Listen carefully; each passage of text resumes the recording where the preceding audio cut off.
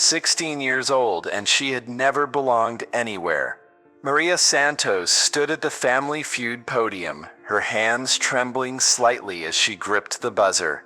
At 16, she looked older than her years, carrying herself with the careful composure of someone who had learned early that showing vulnerability could mean losing everything.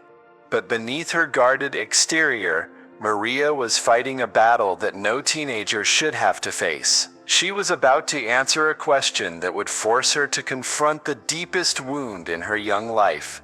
The fact that in 16 years, 12 different homes, and countless broken promises, she had never truly belonged to anyone. And in the next few minutes, Steve Harvey would witness something that would shatter his heart and redefine his understanding of what family really means. It was a bright Tuesday afternoon at the Family Feud studios in Los Angeles.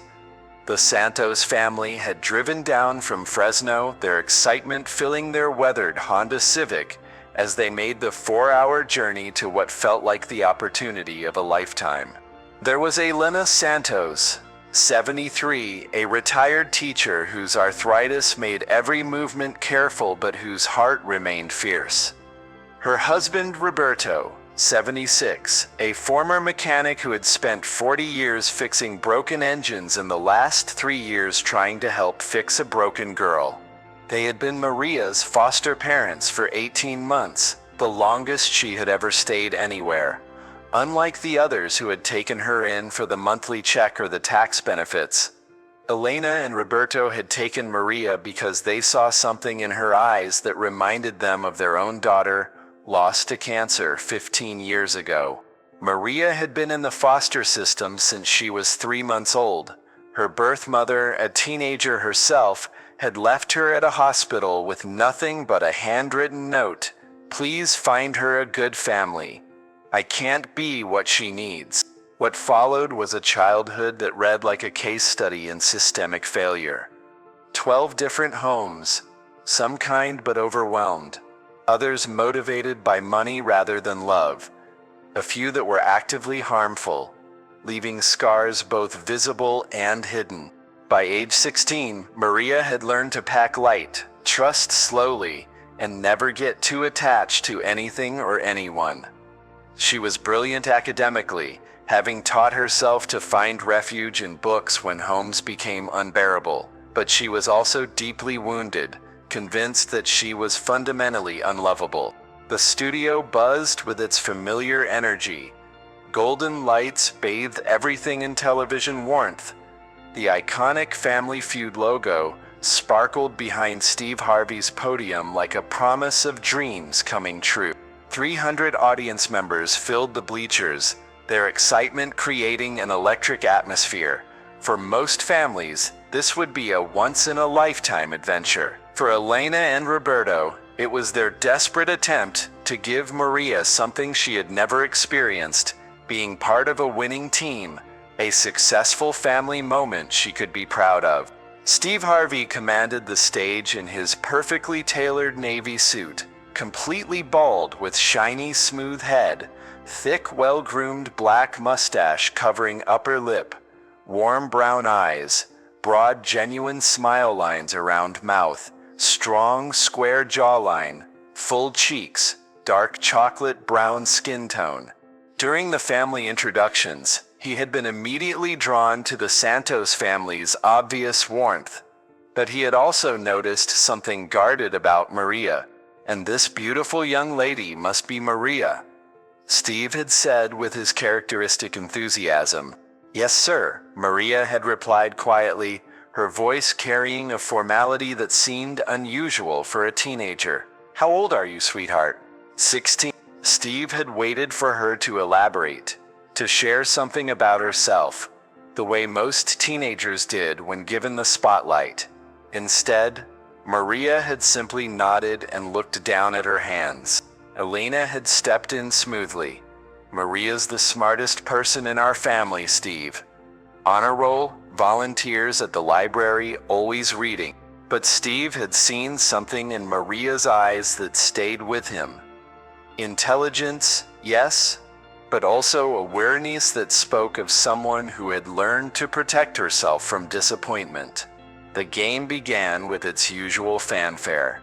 The Santos family faced off against the Rodriguez family from Phoenix, and the competitive energy was warm and encouraging. Elena's teaching background helped her with education-related questions. Roberto's mechanical knowledge made him perfect for tool and car categories. Maria surprised everyone with her quick thinking and broad knowledge base, though she answered each question with a seriousness that seemed beyond her years. The first 3 rounds went smoothly. The Santos family built a comfortable lead, their teamwork improving as they found their rhythm. The audience was charmed by Elena and Roberto's obvious love for each other and their gentle encouragement of Maria. But Steve noticed that Maria never seemed to fully relax. Even when celebrating correct answers, there was something held back, something protected. During the 4th round, everything changed. Steve walked to center stage with his usual confidence, completely unaware that he was about to ask a question that would unlock 16 years of hidden pain and longing. All right, Santos family, we've got a special one for you. We surveyed 100 people, top 5 answers on the board. He paused, his smile warm and encouraging. Name your favorite family memory. It should have been an easy question. Holiday celebrations, vacations, special occasions. The kind of shared experiences that every family treasures and that make for heartwarming television. Elena stepped up to the podium first, her eyes immediately brightening with decades of cherished moments. Our wedding day, she said without hesitation, glancing lovingly at Roberto. Beautiful answer.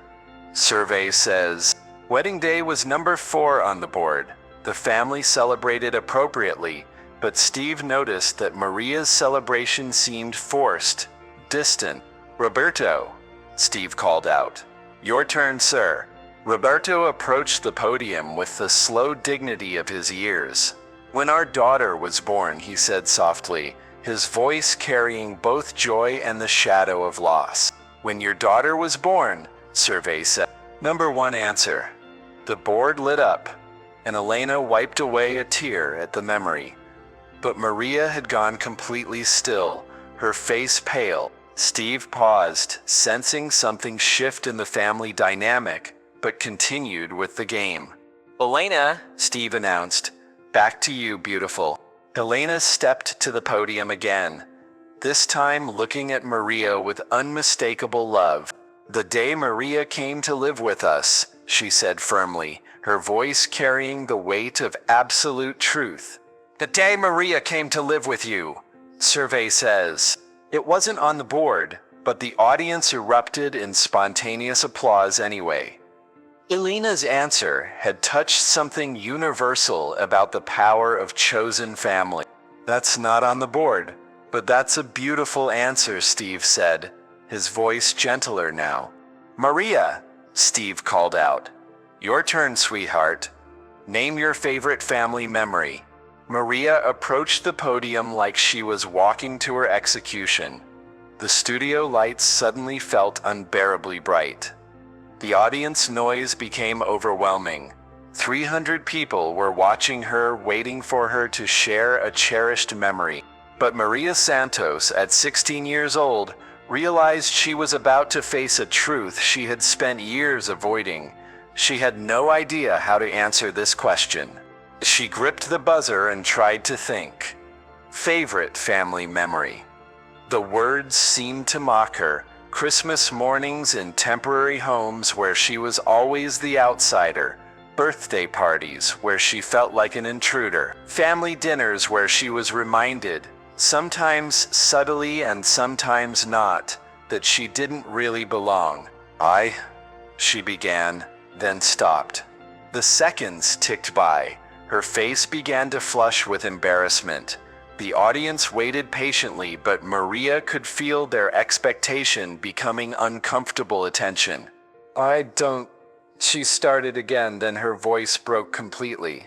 Steve noticed the change immediately. This wasn't typical stage nerves. This was something much deeper. Take your time, sweetheart, he said gently, stepping closer to her.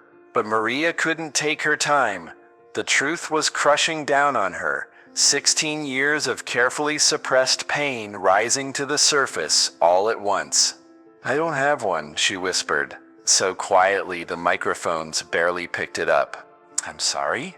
Steve said, leaning closer. I don't have a favorite family memory, Maria said louder, tears beginning to stream down her face. I've never had a real family. The admission hit the studio like a physical force. The audience gasped softly. Elena brought her hands to her heart. Roberto's eyes filled with tears. But Maria wasn't finished.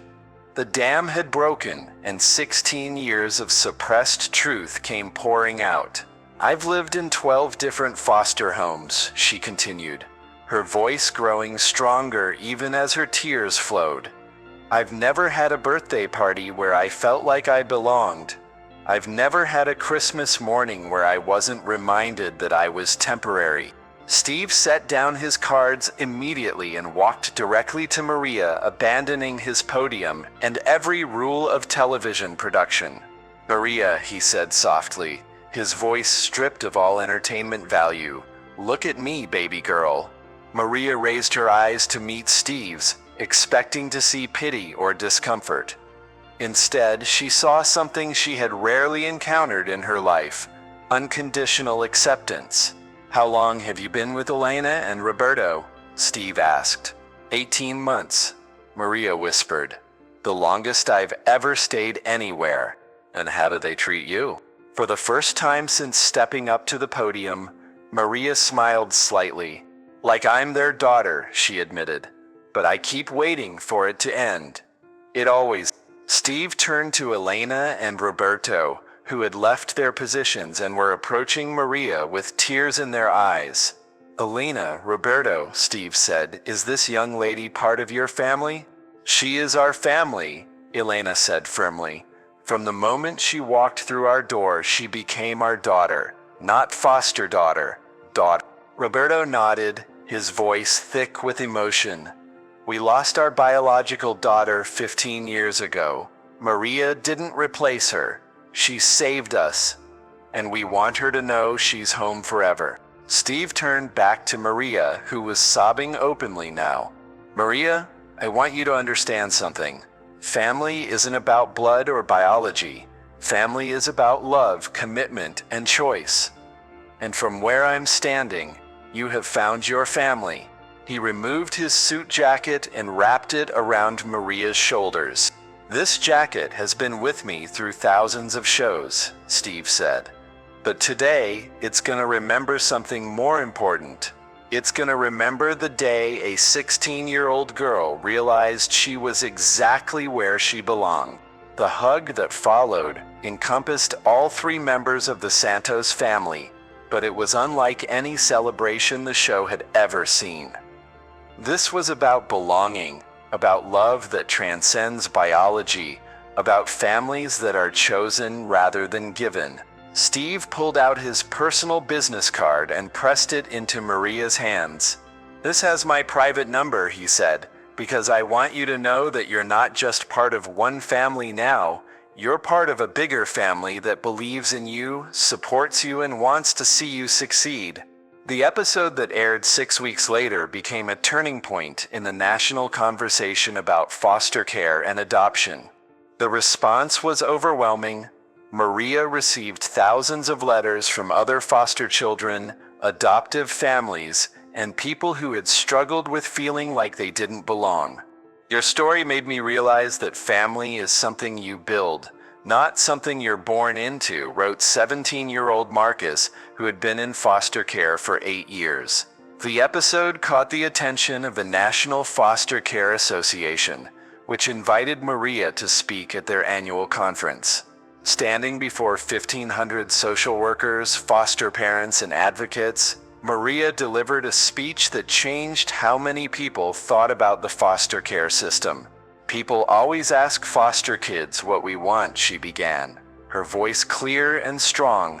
We want what every kid wants. We want to belong. We want someone to choose us, not because they have to, but because they want to. 6 months after the Family Feud episode, Elena and Roberto officially adopted Maria. The ceremony was small, attended by their closest friends and family, but for Maria, it was the most important day of her life. "Today I'm not just getting parents," she said during the ceremony. "I'm getting a history, a future, and proof that sometimes the best families are the ones we choose." The jacket Steve Harvey gave Maria hangs in her bedroom, but its meaning has evolved from comfort to inspiration. It represents the moment when her greatest pain became her greatest strength. Today, Maria is 19 and a sophomore at Fresno State University, majoring in social work with a specialization in foster care. She plans to become an advocate for children aging out of the system. "I want to help other kids understand what it took me 16 years to learn," she often tells audiences. "That being unwanted by some people doesn't make you unlovable. Sometimes it just means you're waiting for the right people to find you." Elena and Roberto, now in their late 70s, often speak about how adopting Maria completed their family in ways they never expected. "We thought we were giving her a home," Elena reflects, "but she gave us purpose, joy, and the chance to be parents again." The Santos family learned something that day that changed their understanding of love and belonging. It's not about perfection or meeting expectations. It's about showing up consistently, choosing each other daily, and creating new traditions together.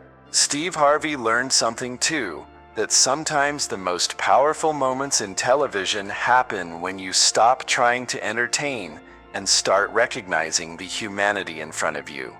The girl who thought she would never belong discovered that family isn't about where you come from. It's about where you choose to build your life and who chooses to build theirs with you. Because that's what love looks like when it's chosen rather than given. That's what family sounds like when it's built on intention rather than obligation. And that's what happens when a 16-year-old girl discovers that being unwanted by many people doesn't matter when you're treasured by the right ones.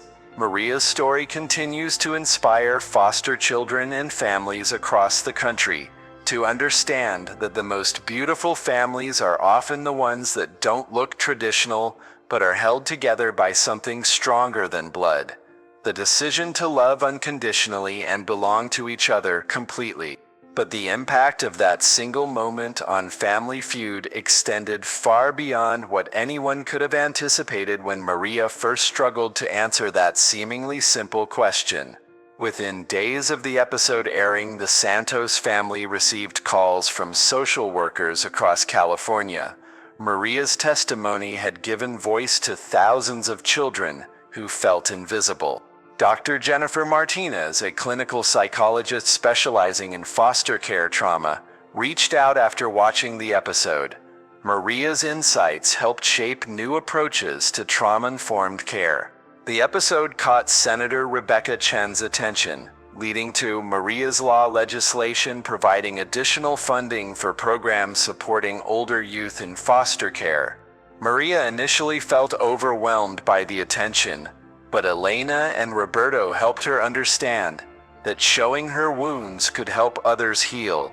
This led to Maria speaking at training sessions for prospective foster parents, helping them understand the complex emotional needs of children who had been repeatedly abandoned. She helped us realize that our foster daughters' difficult behaviors weren't defiance, wrote one couple after attending Maria's presentation. They were survival mechanisms. Maria taught us to see past the behavior to the wounded child underneath. Elena and Roberto became unexpected advocates as well. Their decision to adopt Maria at ages 73 and 76 challenged assumptions about who could be effective foster and adoptive parents. Age is just a number when it comes to love, Roberto often told other seniors considering foster care.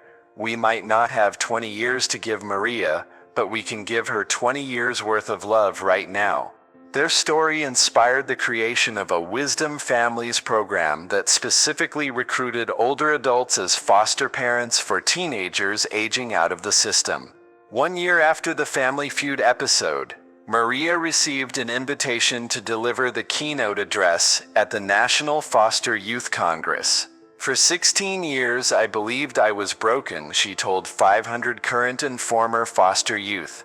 But I learned that healing is possible, belonging is possible, and family is possible, even when it looks different than you imagined.